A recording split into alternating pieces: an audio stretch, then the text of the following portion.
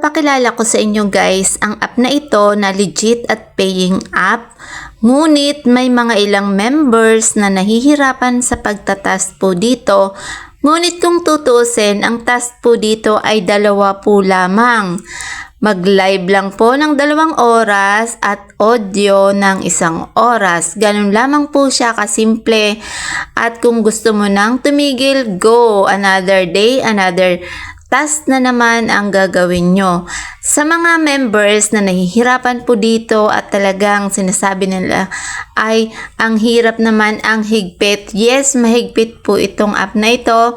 Kaya ang masasabi ko lang sa gusto pong sumali sa app na ito is sa pagla-live is kailangan po yung free time nyo na guys. Again, yung free time nyo na, yung wala kayong gagawin at wala kayong kung ano-ano man na activity na isisingit.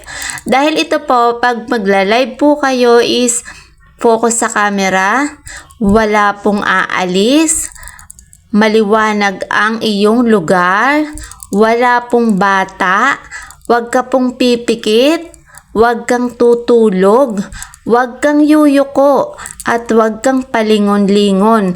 Dahil ang gusto po ng Bomb Live na ito is ganyan lang.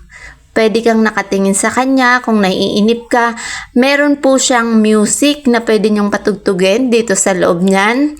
Dahil ikaw ay mas tataas po ang iyong energy. Meron siyang nakalagay doon sa taas, sa kaliwa, sa taas.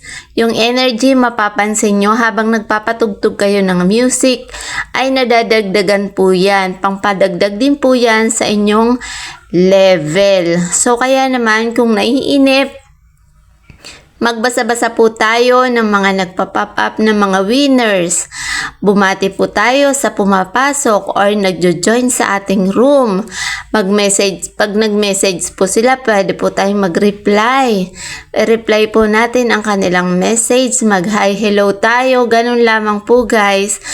Kung tutusin guys, napakasimple lang. Kung marunong lang po talaga tayong sumunod, ay wala po tayong magiging violation. Dahil ang pinaka-violation po talaga dito is yung pag nagawa mo yung ipinagbabawal niya. Again, naulit ko na siya at uulitin ko ulit.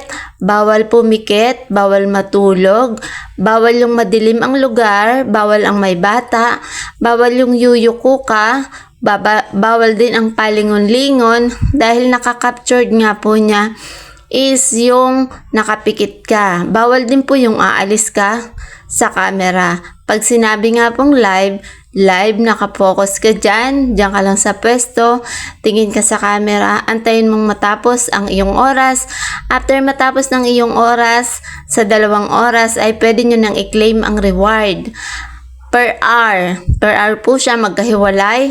At kung meron po talaga tayong gagawin, end live lang po natin o i-close po natin nandyan sa kanang bahagi sa taas. Yung may off dyan na parang may ilaw, may sign ng switch off, end stream po natin yan.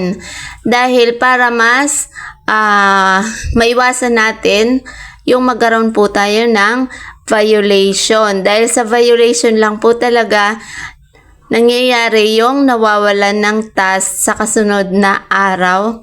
Sayang din dahil yun lang po ang iniipon para kapalit po nun is yung withdrawin po natin. Kaya naman, ganun lang naman talaga kasimple ang bagay ng pagtatask dito. Hindi ko po alam kung ang iba kung bakit sila nahihirapan. Ngunit para naman po sa akin is talagang sadya pong ganun ang mga app. Hindi po katulad ito ng ibang app at sadyang may pagkakaiba-ibang terms and conditions ang bawat earning apps na may live stream. Kaya kung nasanay na tayo na sa iba na merong medyo maluwag na app pag sa live, ay wag po nating isipin. Isipin po natin kung ano yung terms at conditions ng bawat app, irespeto po natin dahil ito po ay nagbibigay po sa atin ng earnings at ito po ay binabayaran tayo. Kaya gawin nating seryoso at wala naman po itong pilitan. Yan lamang po. Happy watching!